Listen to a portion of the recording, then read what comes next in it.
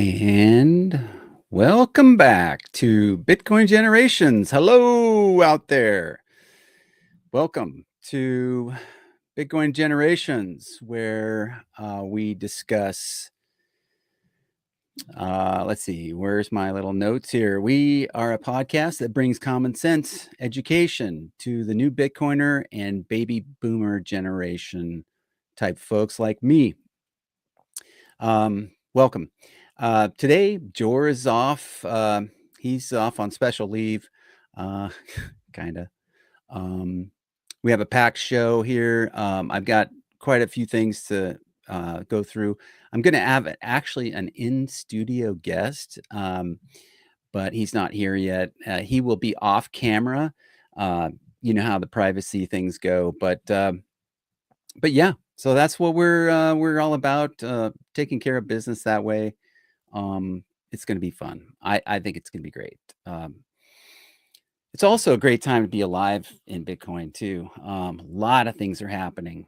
Um, Before we get into it though, let me just kind of cruise over here and just check some things and welcome some of y'all. Um, Hey, Clean Your Machine from Alberta. Welcome. Welcome. Yeah, it's good to see you here. Um, Letha. Oh, welcome, Letha. Hello. And oh my goodness, look who's here. He must be on the road or something. Hey, Letha, Clean Your Machine and Bodie. Yeah, welcome. I think I know who that is. Um, oh no, he's standing in line waiting for some steaks. Oh, my heart goes out to you. Oh, I just have a short story about some steaks here kind of in the city where I live. My daughter of all people went out to a fancy steakhouse the other night, very fancy, and obviously I'm going to have to take her lead and go and check it out too, because it's yeah, a good steak would be a nice thing to enjoy. Um, and so anyway, we've got some great people going in the chat already. Smash the like. Thank you for being here. We're gonna just jump right into it because it's just me today, and I'm all you get. That's it. That's all you got. So so let's just jump into some fun stuff. You know, it's I'll tell you what, this is really a great thing to be a part of. I can't encourage you all enough. If you have some experience in life, which who doesn't, uh, especially like the past 4 years, you have any experience? Oh yeah, you could tell some stories there. Well, I would encourage you to just sit down and write some things down and consider sharing some of that experience and some of those things that you're really good at. I know we have some amazing people that watch this show, other shows. There's a lot of really incredible people out there, and I've always really enjoyed getting to know people. When you look at people in government and things like that, not so much, but the actual people on the ground, y'all that are growing stuff, fixing stuff, building stuff, whatever it might be, businesses, or you're building up your kids or whatever. It's just great. It's great. So I would encourage you to consider, um, you know, uh, starting your own channel or pairing up with somebody and having a channel there. So anyway, let's just jump into some things about kind of the show title. Like why you should never sell your Bitcoin. Okay, you probably, for those of you who've been around for a little while, yeah, you probably understand like why shouldn't you sell your Bitcoin? Well, we're going to talk about some of those reasons, and we're going to talk about stewardship, um, as it comes to like you think of land stewardship or piloting an actual ship on the ocean, as a steward, um, as a captain of a ship.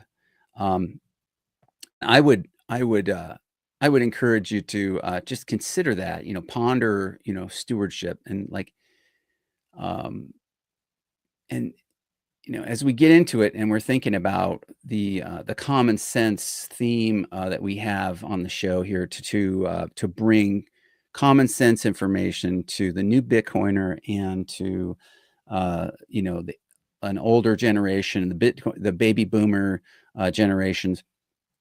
You think about the common sense side of that as we look at this topic of like stewardship. So so what is a steward? I would say a good steward is someone who's like takes good care of what you have.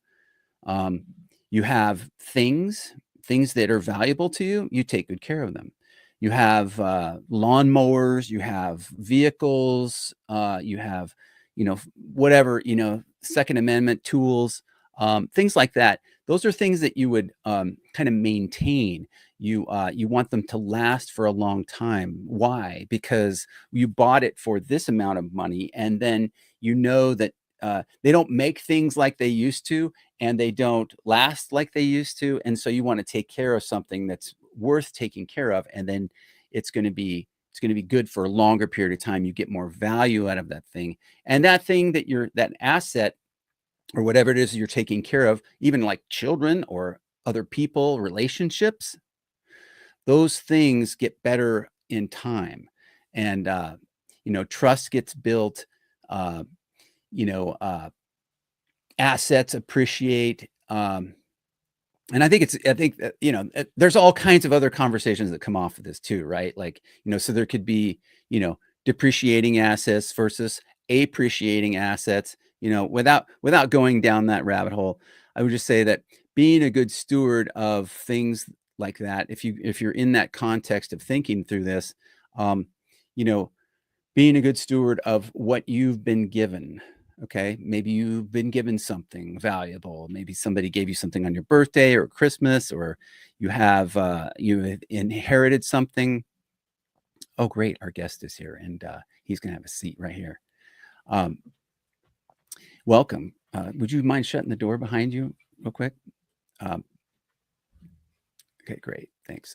So maybe you have something that you've inherited. Maybe you've had something that you've been given. Um, and when you look at people you're related to, a lot of things come to mind. Things, but especially kind of assets or things that you've earned. Okay, and we're talking specifically like about Bitcoin here, but other things could be like this too. And so we're going to look at this. It's like what do you have that you could never replace should it go away? People, relationships, assets, Bitcoin. All right, so as we talk about that, I just want you to think in terms of why you should never sell your Bitcoin. Okay, now I'm going to speak to the new Bitcoiner. Now I'm going to speak to the baby boomer who doesn't understand Bitcoin. Now I'm speaking to somebody who may be new to Bitcoin and has a little bit, but they don't really know that much about how to steward it. How do you do that, right? Okay, so there's a whole like logistical and technical side of like, okay, if you want to get your wallet, you want to do this, you want to do that, you want to like do all these things that you do, but we want to be in the right mindset of being a good steward of what you have. Okay, so if you are fortunate enough to own land,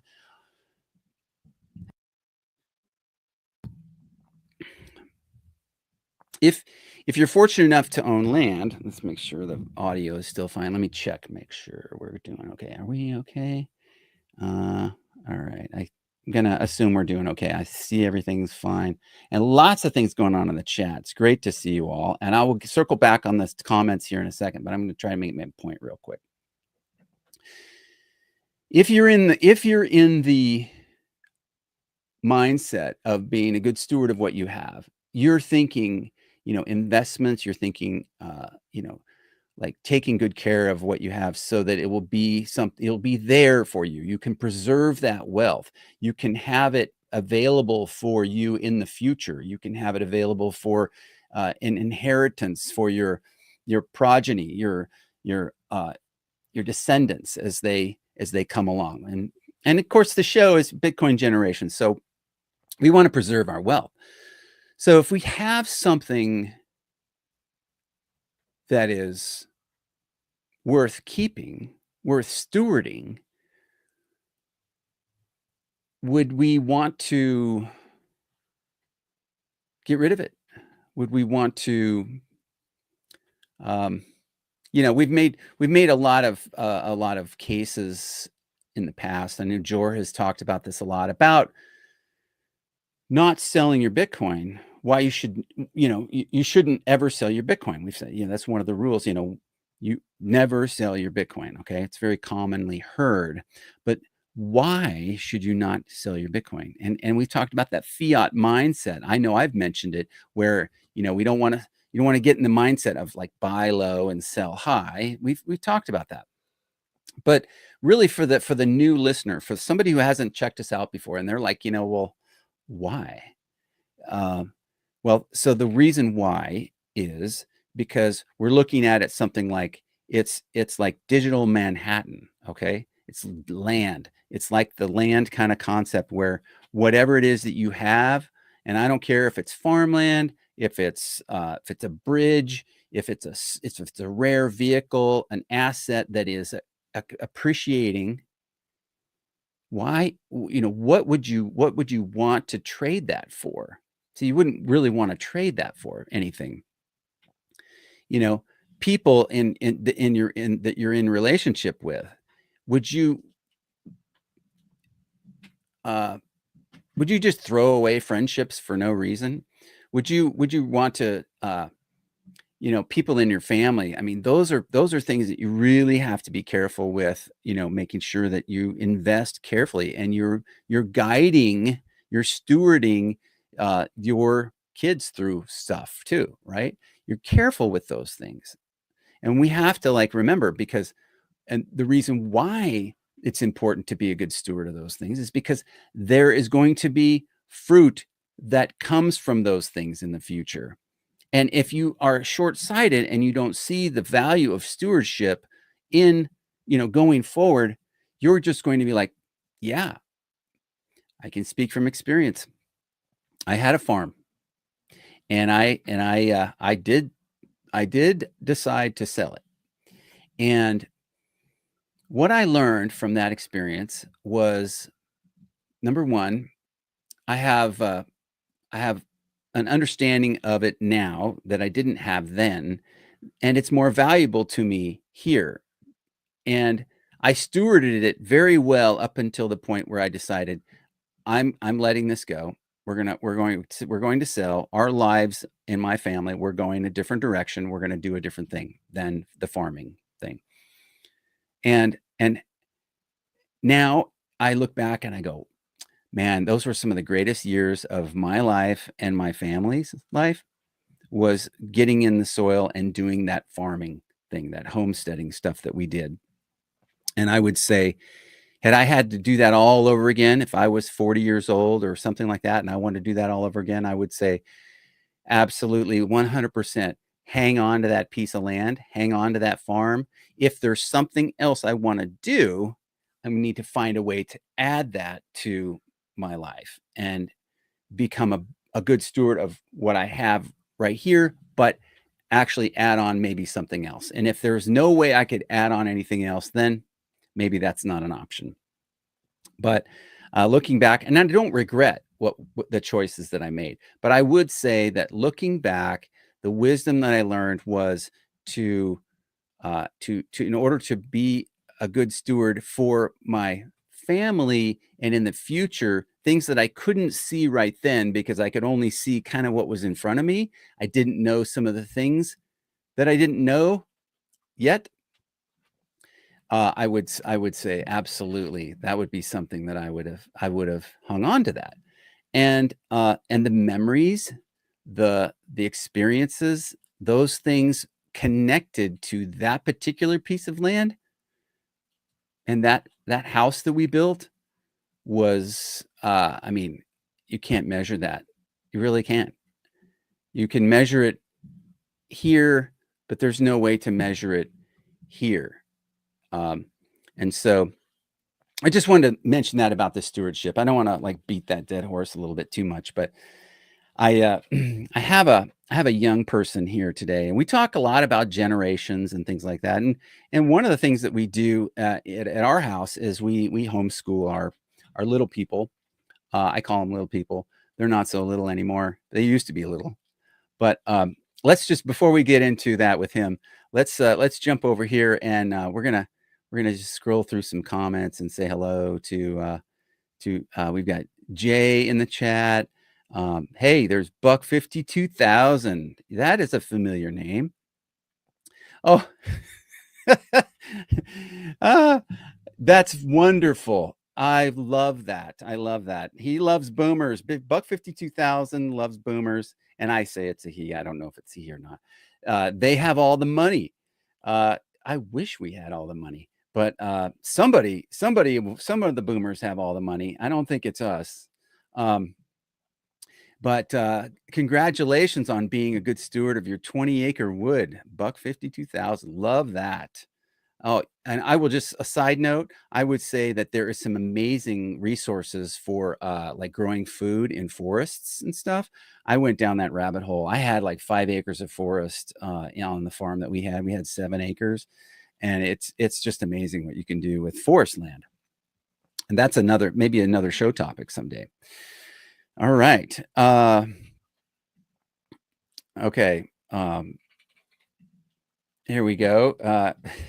Clean your machines. Got some more things here. Yeah, and yeah, money, yeah, money can make you blind sometimes, right? And storage is only 1% of Bitcoin. I would like to use Bitcoin every day in peer-to-peer transactions. Absolutely, absolutely. So storage is, yeah, that's only maybe that's only 1% right now. I'm not sure exactly what you mean, but I think you mean that maybe in your storage you only got 1%. But yeah, whatever ratio you have there, that can always be right. That's like kind of we've learned from Jor, like just kind of slow down, breathe. Like wherever we are, we just need to like kind of like pick up there and kind of make some some common sense improvements, at our own speed. There's no big rush. And so, yeah, I really appreciate you guys. Uh, and yeah, yeah. And we definitely don't want to do any ship coining. And for that, you would need to probably tie up at a pier.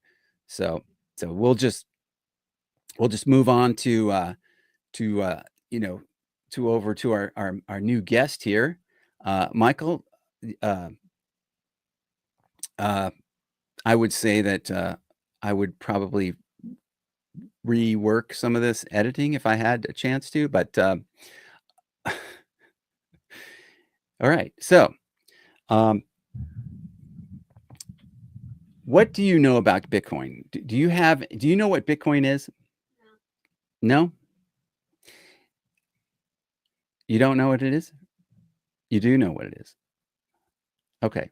So, I'll just let me start with this. I think we didn't really rehearse all the back and forth that we were going to have here, but we did have some conversation. We have quite a few. Wherever you go with me someplace, we have conversations about Bitcoin, and like you know, like if we were going to do some things, like if I was gonna buy some Bitcoin, or if you were gonna buy some Bitcoin, and like how much would you get for? Do you remember that conversation we had about for $25? Yeah, if we had $25. Yeah, you can speak up. It's okay. So if we went, because I have that conversation right here. You want me to play some of that, and we can. He's shaking his head. No, no, no. I don't want to do that. Are you too nervous? Are you okay? Are you You are nervous? Really? Oh, he's nervous. Okay. Well, so I'm gonna play this a little bit so you might be able to hear it. I hope you can hear it. I've got my phone here, and this is a conversation that we had. We're going down the road, and I turned on the phone. I don't know if you're supposed to do this when you're going down the road, but we had a phone in the car, and we turned it on record so we could record our conversation. So think of it like you have $25 US dollars, and you're going to buy 25,000 Satoshis. Yep. Okay. So that's what $25 will buy right now is 25,000 Satoshis. Let's just say it's that, okay? Okay. But it used to be $25 would buy you 50,000 Satoshis. Yeah. But it's not that time. Now it's you get less. You only get 25,000 Satoshis for $25. Okay, so that's what it is. Now, the thing to remember is that. So if you bought $50, and it would be 50 Satoshis. No, don't confuse this. Don't put $50 on there. Just we're sticking with $25. Is now the $25 you spend will buy you this will buy you 25,000 Satoshis. Okay, let's just say it's that. So in a month or 2 months from now, let's say, well, the price has gone up. Satoshis aren't as cheap as they used to be. So Satoshis are like you get less Satoshis. So you would instead of 25,000 Satoshis, let's say you only get, 15,000 or 10,000 Satoshis for $25. Okay? Well, hey, that doesn't look so bad to get 25,000. See, you actually still bought at a pretty good price when you paid $25 for 25,000 Satoshis, correct? Yep. See? So then you go a little bit further down the road. Let's say it's a year from now, and only $25, 25 US fiat dollars will only get you 2,500 or 2,500 Satoshis. You see? So that's like 10 times less than 25. Okay, so we pause this. You still tracking on this conversation that we had, right? You remember that? Yeah. Because we went from 25,000 Satoshis for $25 to 2,500 Satoshis. Okay, so that's 10 times less. Okay, right? So I know it's a little bit, hundreds, thousands, and we're still working through math stuff, right? He's 12, and yeah, but the concept of it being so much more expensive because you get fewer, it's very common. It's something we see every day. Something's more expensive because you get less of it. That means each one of them costs more. Does that make sense? Yeah. So tell us a little bit about. Can you repeat back any of that makes sense? Just give me some. Give me something to go on here. Stage fright? No?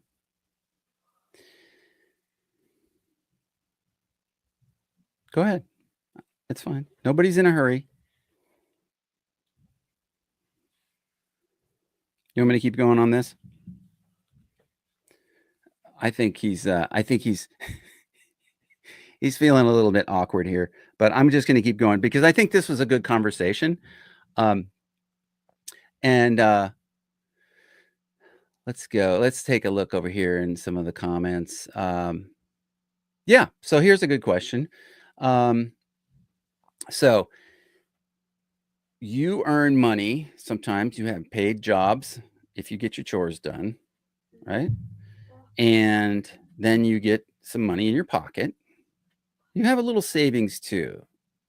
You don't really know yet that you have satoshis in savings, but there's some satoshis sitting somewhere maybe.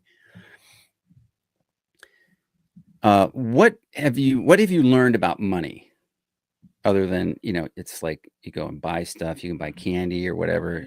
Money's going down in value. So you're okay, so money's going down in value. Okay, what does that mean? What does money going down in value mean to you? Like, isn't it going like 25% down of the dollar? 25% down of the dollar? Or 50? Or 50? Yeah, generally speaking, I think that's probably pretty accurate. But specifically for you, like what kind of things can you say that you've learned from me about money? Anything. About the US dollars or? Yeah, US dollars. Sure. Yeah, anything. It could be about Bitcoin, it could be about US dollars, because that's mostly what we talk about, isn't it? You hear me talk about it all the time. What was the question? So the question is, what have you learned from me about money? It's proven Satoshis. What? Satoshis. Okay, so it doesn't have to be what you learned from me. It could be like, what do you know about money? We've got some people actually asking you, what do you know about money? Okay, so let me prime the pump here a little bit. Okay.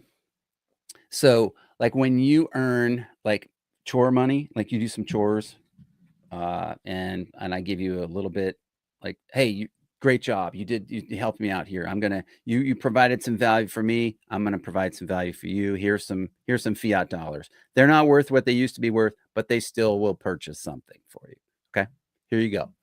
And we go in the car, and I got to go to the grocery store to do something, and then do you think about spending it, or do you think about kind of saving it? Both? Okay.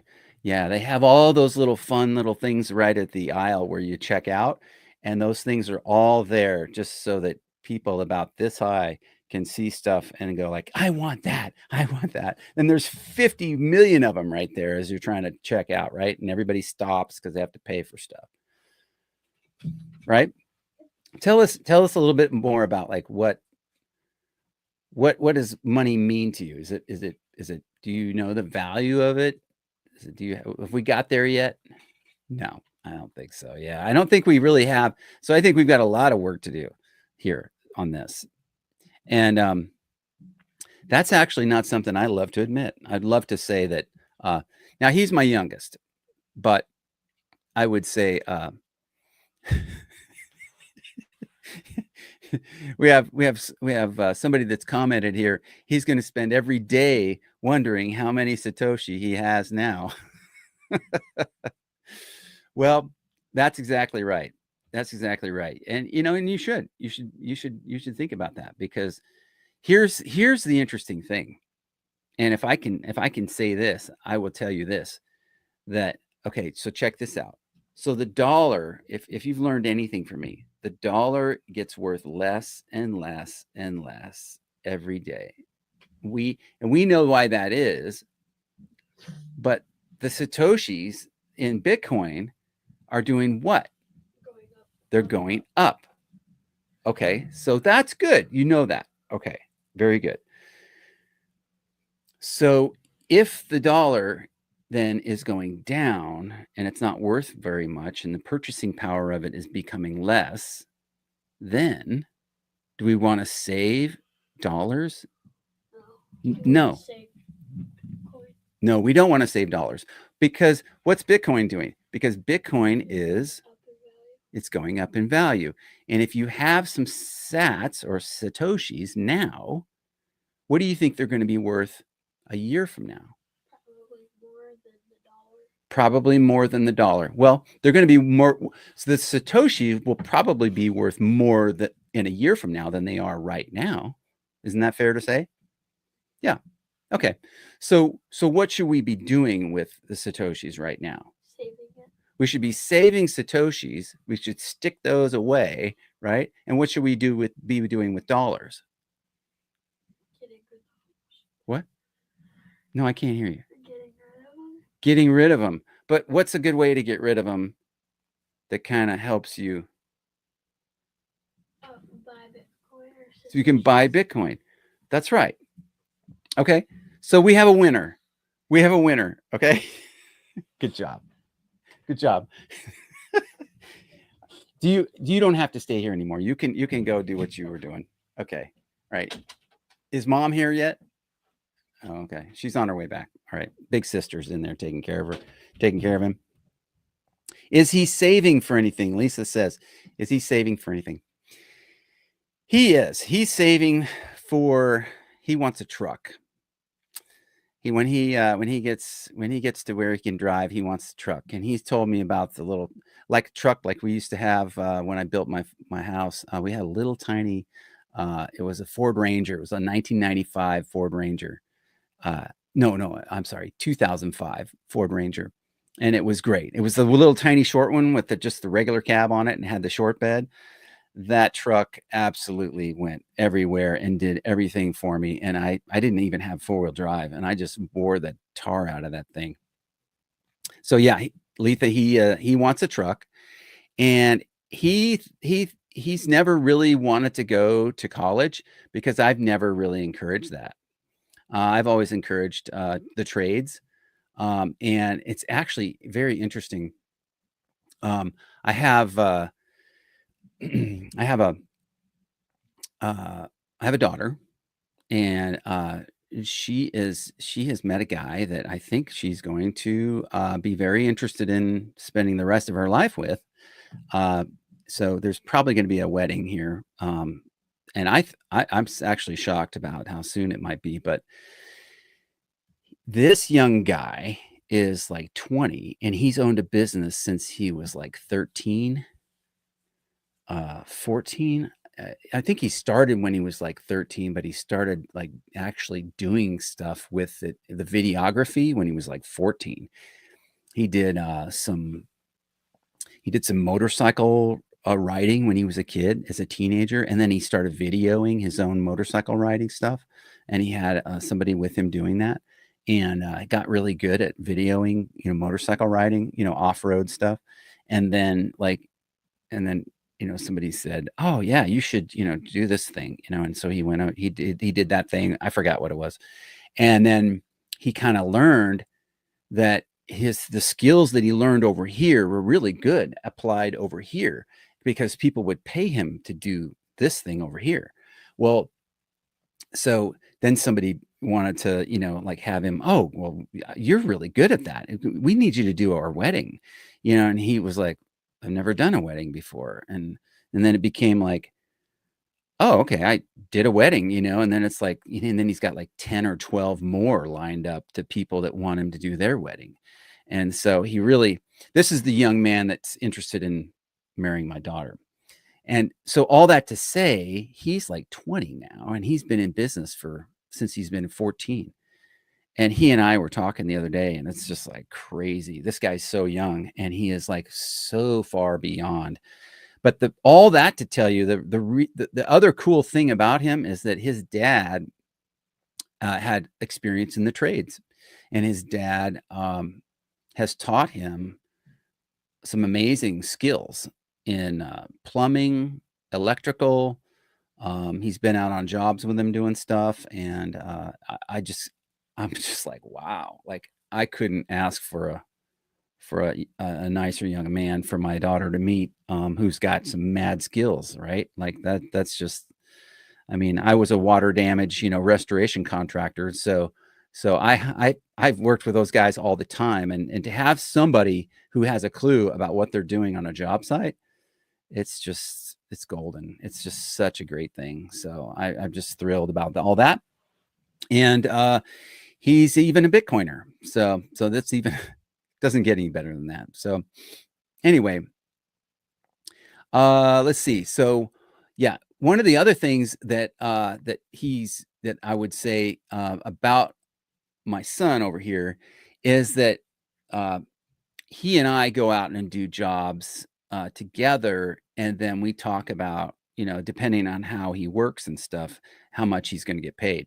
He always wants to know how much he's going to get paid, but it always depends on how much he works and how much he's, slacking. And so, I just let him know. I mean, I'm not like, slave driver or anything, but I'm like, yeah, if you want to make, if you want to make this much an hour, or if you want to, you want all the money from this job, then we're gonna have to do this, and we're gonna have to do it like in this period of time. You think you can do that? And so he pretty much kind of decides like how much he wants to work and stuff at this point still. But I don't. He doesn't have a choice about going out with me and working and doing stuff. He's velcroed to me pretty much most of the time that I'm not uh, doing something that I have to be doing by myself. I like keeping him close to me, and if we were farming, I mean, it would be he'd be asleep at 8 o'clock every night because he'd be wiped out. Because I just love doing stuff outdoors and cutting wood or whatever it is we're building or fixing or something. Um, so let's see. You've got a 2002 Ford Ranger. Oh, I love it. I love it. Those are great, great trucks. There's so many good vehicles out there that are just worth their weight in gold. And you guys know, stewardship, right? Of these things, just change the oil, keep the brakes tuned up, and the tires inflated. And I mean, there's not that much to these things, especially if you had like a little 4-cylinder or something. You can get great gas mileage on those. Um, let's just jump back into kind of our content. So we kind of went through a little bit about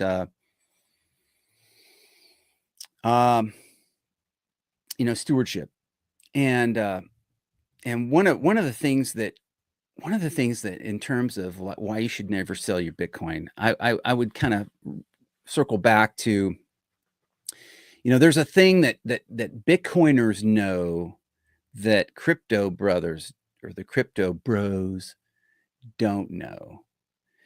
And it's right here. It's that it's not the buy low, sell high thing, although there is that. It's that there is only so much, right? And we've talked about this a lot. There's only so much Bitcoin. There's only 21 million. But the thing is that when we've talked about the window that we have right now, that's open, you can still buy Bitcoin on an exchange for US dollars, US fiat money. But Bitcoiners know that there is a limited supply, and they also know, because they do the research mostly probably on Bitcoin. They also know, Bitcoiners know that there's there's an elephant in the room, and it's like it vacuums up every little tiny scrap of Bitcoin, every tiny little Satoshi that pokes its head up. The BlackRock vacuum is sucking up all this Bitcoin. So if somebody sneezes and sells their Bitcoin, what happens to it? It's gone. The big entities, the big institutions, and soon the nation states and the U.S. United States, of which there's 50 of them in total.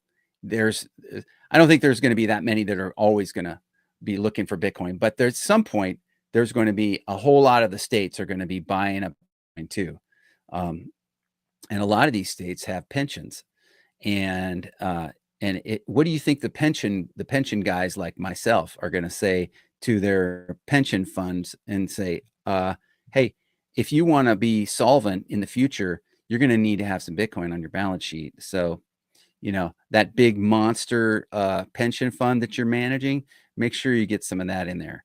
And if these guys and gals in these pension fund management teams are not listening, they're going to be left. They're going to be left in the back, and then guys like me are going to be like out of a check. So I don't want that. because I did work in public service, and um, so anyway, yeah. So there we go with some of that. Let's see, what else do we have going on? Who else do we have in the chat? We got anybody I haven't mentioned out there? We got Jay.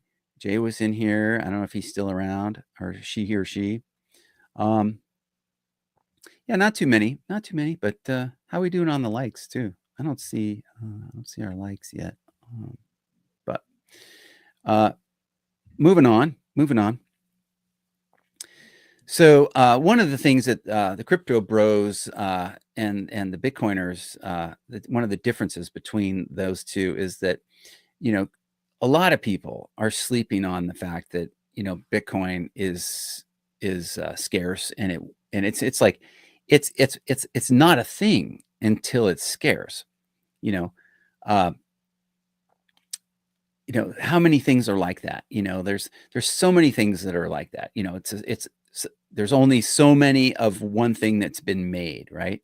Like the Stanley steamer, uh, certain kinds of automobiles, um, certain kind of trucks, limited edition, the King Ranch, the Ford trucks that they had. Those were supposed to be limited edition, I think, at the very beginning. But that's not what happened. They started producing those because they were popular. And so something that you thought was going to be limited or scarce ended up not being. So anyway, let's kind of move on a little bit here. One of the things I wanted to do with is as we kind of move kind of towards the end of what we're going to do here. I'm probably going to cut this off around 60 minutes. So I got about 10 more minutes, I think. Wanted to, kind of for the new Bitcoiner and for, our baby boomers, one of the differences between Bitcoin and cryptocurrencies, generically speaking, is this thing called proof of work. And I know as soon as I say that, there's going to be like some people that their eyes glaze over. But I've got an analogy that I'd like to share, and I think it's really worthwhile sharing. And I think it can kind of be. I love kind of extrapolating the whole term, the phrase proof of work. I love extrapolating it to like life, because there's so many different kinds of things that I consider like a proof of work, but I stretch it probably a little bit in a non-technical way. But let me just go into this technical term that they use in Bitcoin called proof of work. And it's going to be it's probably one you've heard before, but maybe not. It's in the context is looking for diamonds. Okay, so diamonds are kind of like Bitcoin in that they are rare, and they can't be faked, and they're hard to find. And everybody who knows what they are wants some. So if someone wants a diamond of at least a certain size, then you find diamonds that fit those requirements, and then you get paid. And the bigger the diamonds are, the more you get paid. Okay. But also they're harder to find when they're the bigger ones, right? So diamonds are rare, and you're going to need to spend some time gathering stones and trying to work through them and breaking them and things like that. Some are going to get thrown out while others are keepers. And sometimes mining these stones, like looking for diamonds, sometimes it doesn't take very long to find the diamonds you're looking for, but other times it takes a lot longer just to find a small one. But if you do find several small ones, it doesn't matter it doesn't matter if none of them are the right size. This is an important point to make for Bitcoin mining. That the mining stuff, when you're mining, it doesn't accumulate. It's sort of like it's like refreshes. It starts over like every 10 minutes. And so I'm going to keep this short. Okay. So bear with me, but it's important to, if you want to know the difference between what is, like it's kind of hard to understand the difference between Bitcoin and other cryptocurrencies. This is something you want to like hear. It's something you want to understand. Okay. And it's not that hard to understand. It's just a term you're not familiar with, maybe. So again, and I'm talking to the new Bitcoiner. I'm talking to my baby boomer brothers and sisters over here. But this whole thing about like looking for diamonds, okay, it's kind of hard to do. They're kind of rare, but you can find them. It just takes some work. It takes some time. And the thing is that with this technology of the Bitcoin blockchain, where they're instead of looking for diamonds, they're mining these blocks every 10 minutes. Then, so everything resets every 10 minutes. Okay. So that's why they're in such a hurry to do everything in a certain period of time. You do as much mathematical calculations and computations as they can in a particular period of time so they can get that done and then move on. Okay. And if they win, if they mine a block, like currently it's worth, give or take, it's about $300,000. And so there's been some people that are really excited about that, because it's like, well, hey, like if we mine a block, that's great, because we got all this, we did really well with this. But, and I'll tell you something, my computer just keeps on going dark on me, and I'm gonna have to keep waking it up, and but that's okay. So anyway, the bottom line on this analogy of proof of work, kind of like looking for diamonds, is the harder you work, the greater the possibility that you could mine a block. Okay. And, there's the results, results are largely based on like, luck or chance or randomness. There's a lot of things you could call it. I think this is a concept that's unique to Bitcoin, and that is that it's energy. It's an energy input to a computer network of mining computers that are there's many thousands of them out there that are trying to mine Bitcoin, and they all are trying to do it to be the first one to mine that block, because they got all the answers right for all those transactions. It's complicated. Okay. No doubt. No, absolutely no doubt complicated. The takeaway for the new Bitcoiner in this proof of work analogy that I'm giving you is that this stuff is this encryption, this cryptography, it's very deep stuff. Okay. And we can get even further into the technical side of this, which we don't really want to do. You can do that. You can go much deeper into that, into the mining side. But I just want to dip our toe into mining just enough to talk about proof of work, that the energy input is required for this in cyberspace, for this block to be mined, coming out the back of these mining efforts to mine the next block. Okay, you've got tons of energy in, you've got mathematical computation in here and where all the mining is happening, and when they spit out a block, boom, you've got the next block, and it's connected to every single block that's been mined before it, all the way back to 2009 with block number 1. Okay, so what does that look like? How do we see that? Okay, I'm going to bring up a something here that I want to show you. and I know we're getting close. I know we're getting close here. Bitcoin is finite. Cleaner Machine says yes. Yes, Bitcoin is finite. There is only a certain amount of it. From the absolute very beginning in the Genesis block, it was determined by Satoshi that there would only ever in all of time only be 21 million Bitcoin that were mined.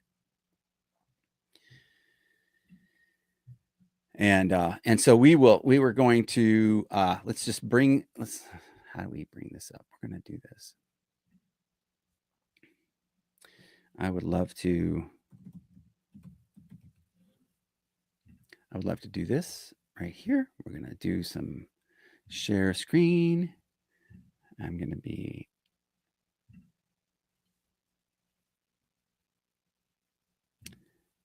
and there we go. So here we go. We have right here, we have the time chain calendar, and this is timechaincalendar.com. And that's what we're looking at here is the Bitcoin time chain calendar, and we're looking at block number 883619. Okay. Up here in the upper right hand corner, we have what the price is, and I can't speak with absolute certainty. I would have to study this more, but basically this is the price on the exchange right up here on the upper right hand corner of it. This is the 9566 or 662, 95,600 something. Okay. And we are, at the very bottom though, you can look, and I'm going to talk a little bit about this one. This is, so today's date, February 13th, the day before Valentine's Day. Guys, don't forget your ladies tomorrow.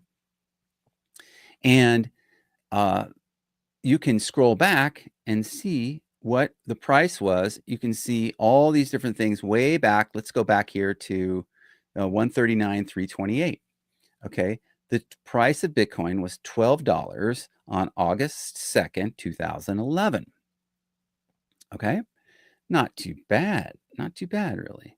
But probably the difficulty would have been trying to find a Bitcoin at that time and being able to get it where you needed to get it so it would be safe, and you could advance, like, was that 13 or 14 years to today and still have your Bitcoin.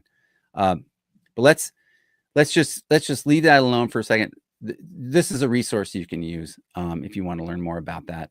But we're just going to go ahead and just move it forward a little bit.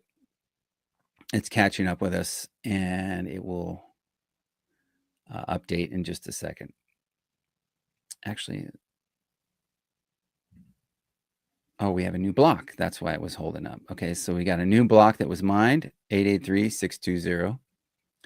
And so anyway, that's a resource for you. Don't want to like beat the dead horse here on the resources, but I did want to kind of go into that just for a second, and then move into some of the other resources that are there. So mempool.space is another one for you new Bitcoiners. If you've never heard of this one, this is a very interesting one too that I'm going to have to bring up for you. And yeah, let's do that. Okay, so that's so this one here is mempool.space, and just wanted to show you here that all these blocks are the ones that have been mined already. Okay, so what you're looking at, if you're the new Bitcoiner and you're looking at this thing and you're like, I have no idea what I'm looking at. Okay, that's okay. You're going to get used to this. This is something you're going to want to see. This is something you're going to want to show how to show other people. Oh, I think I did the hang on a second. Okay, there we go. I'm right. Okay, so here we are. We're We're up to 4 sats per vbyte. What that means is that's basically the fees that it costs to move Bitcoin. And when we talk about, if you ever hear the term called layer one, that's this right here. This is sort of like on layer one of the blockchain. That's what this is. There's other, like we mentioned before, that's kind of like the interstate highway. And like there's other ways of kind of getting Bitcoin around, which is kind of on the side roads. And that's your like your Lightning Network or your Liquid or your eCash. There's some other ways to do that are very efficient that don't cost like on the main highway where there might be tolls or something to be able to move fees or tolls, kind of similar type concept. And and as you can see, these are just a visual graphic representation of the different transactions that are going on in this block right here that they're trying to get ready to mine right here.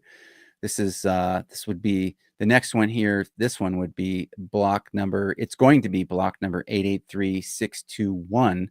So as you look in there, all these transactions right here, and you can just move your cursor over these, and it shows you all the different transaction. If you click on one of those, it'll bring up that information, and that's the transaction ID right there, and it kind of shows you a lot of stuff, and we're not going to get into, but it's just an interesting resource.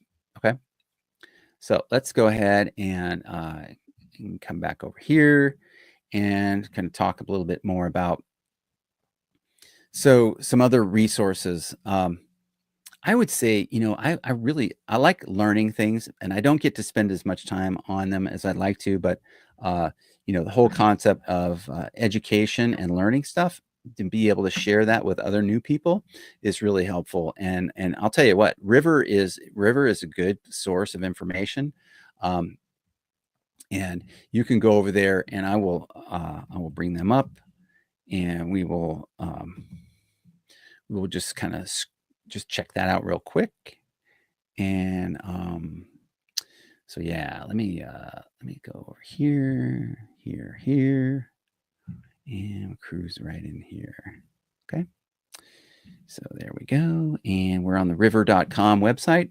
Another in the United States, it's pretty good platform for pretty good exchange for buying Bitcoin. Have good experience here. They have a lot of good education stuff in here too. So let's go cruise over there. And so there's different categories you can learn about. And I will tell you, let me just say this right now, just for anybody who's like seeing this at any point, I don't get anything from River. I use River.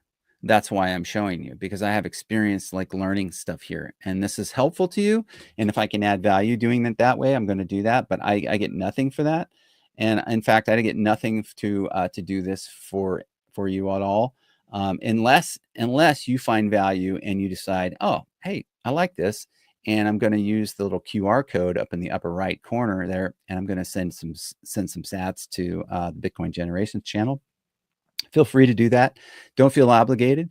If you do get some enjoyment out of it, you like learning about Bitcoin as it relates to the things that we talk about, feel free. We really enjoy your support. I know I try to do that whenever I'm getting some value from people. And so yeah, there's I've got probably one more thing that I'm gonna talk about, but probably not today. I might actually talk to Jor about maybe joining up with him tomorrow. I'm not sure if he's up for that, but maybe we might get on with him tomorrow. And let me see what we've got. So just cruising back over here to kind of look at what we've got going on here. These are things that you can look at. How to buy it, of course. Is it valuable? I mean, these are things we've just been talking about. This is interesting. We were just kind of talking about proof of work and Bitcoin mining. They talk about the halving here. Um, let's see. This right here, this would be a good one to go into based on what we just talked about. And it's a 9-minute read. Proof of work. You can get another example of like how they would like to describe it for you. Okay, so there you go. That's River, and that's in the learning section. If you just go to river.com, you go to the let's see. Let's get back over here to we are at the learning section. Okay, and then you can go if you want to go into you learn about proof of work. You can go into the Bitcoin mining and then scroll down a couple of things right here where this little ore cart is sitting, and you can click on that. That's going to give you some good explanation for proof of work. Again, you want to know about this. It's not something that can't be understood. It's something that easily we can understand. Okay, so bear with me. If you ever watching our show, you've got questions, you want to like fire them off. We're always looking at the questions in the chat. We like to be interactive with folks, and I'm sure I can say with confidence that if you have a question and you just don't understand something, drop us a line. I'll put the email in the show notes. You can contact myself for sure. Jor, I know he's great at answering questions, but let's just kind of as we wrap up here, just sort of like remember kind of the things that we talked about today.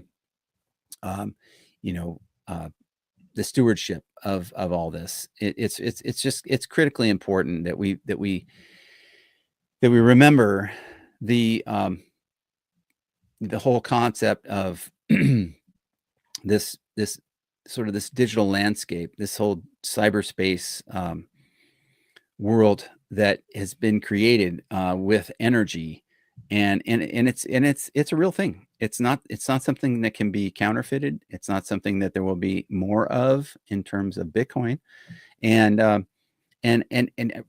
more than anything on this conversation, aside from why you should never sell your Bitcoin, I would say make sure for you new Bitcoiners, make sure you understand the mindset difference between what is Bitcoin, which is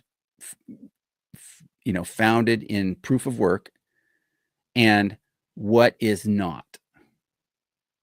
Okay, don't even need to mention any of the other ship coins. Okay, what is founded in proof of work? Okay, Bitcoin and everything else. Okay, that is the distinction. And if you get nothing else from this, make that distinction. You don't want to steward, stuff that's like paper dollars that's worth nothing. Okay, understand what you own, understand what you have. Use the common sense. Use it, because if you don't use your common sense, you will not hang on to your Bitcoin. And I can't think of anything more, humbling and more like causing regret for me than when I remember like I let go of something, I sold Bitcoin and way back, and it was like, that would have been really good to hang on to. So you don't want to be that guy or that gal that's like, yeah, I did that, but in 2025, because when there's only so much, and there's only so much of something, and then you find out, oh, it's I decided to get rid of it anyway. It's like selling your land when it's worth, it's going to be worth 100x or 1000x or a million x. It just makes all the difference in the world to have that common sense.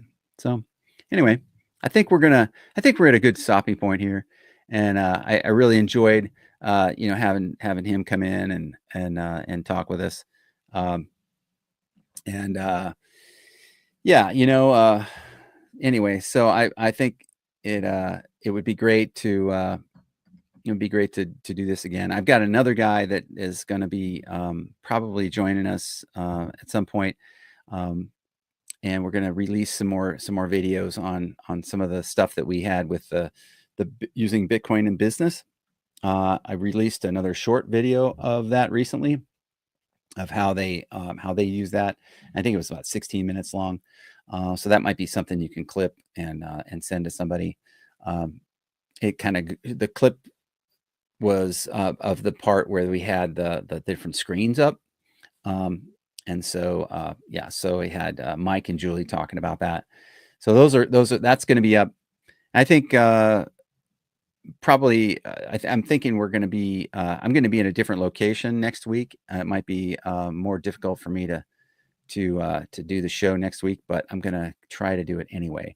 And yeah, so we'll see if tomorrow works out with Jor. I'm not sure really exactly how that's going to go, but I'm really thankful for everybody, and really appreciate you guys, and absolutely having fun. Have fun out there. Enjoy the winter weather, and stay warm, stay safe on the roads. All right, y'all. Y'all have a great one, and we will see you soon on the Bitcoin Generations. All right, take care. See you soon. I can find the stop button here. Let's go. All right. Good night.